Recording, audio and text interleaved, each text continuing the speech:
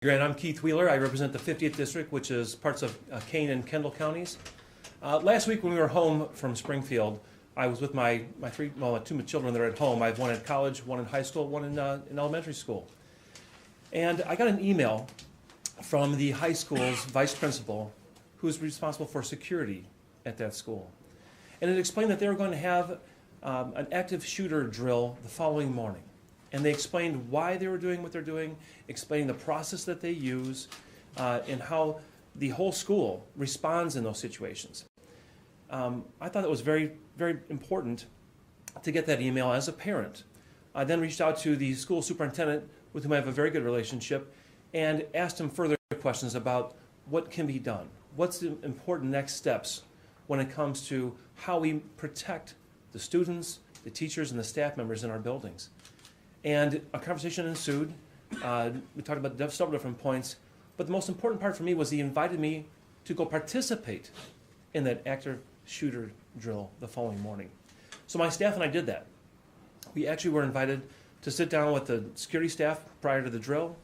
We actually went into a classroom with students who were naturally concerned about what's going on with this issue. They did some announcements over the loudspeaker, explaining what was going to happen next, why we were doing it. And then, and you could just see, you could feel, really, for me, the intensity and the tension that comes with this issue for students while they're sitting in a classroom. The drill followed shortly thereafter.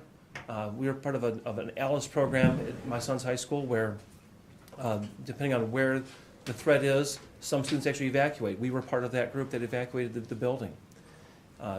Following a few minutes of that, the superintendent and I went back in the building and walked through the hallways, which was amazingly eerie because it's the middle of a school day.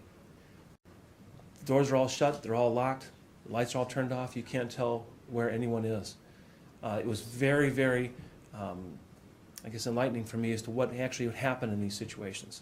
So discussions following the entire drill with the security staff led to the idea that not every school in our state is following these kinds of protocols.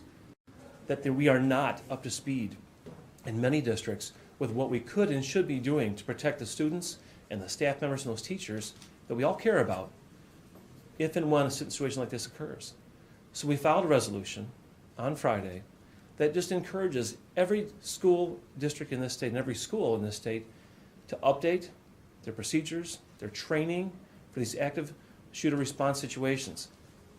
It doesn't require anybody to do anything as far as a specific program. It just offers the program up that my school district uses, that I think is a good program. There's other ones that are also valid.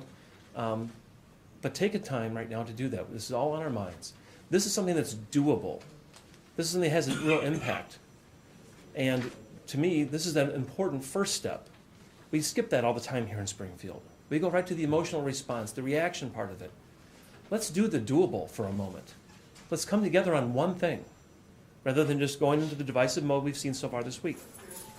I hope that we all take a step back at some point, realize how we can make a difference, and I also hope that all my colleagues here and every colleague of mine in both the House and Senate take the time to participate in these situations, understand first, before we take action, what needs to be done.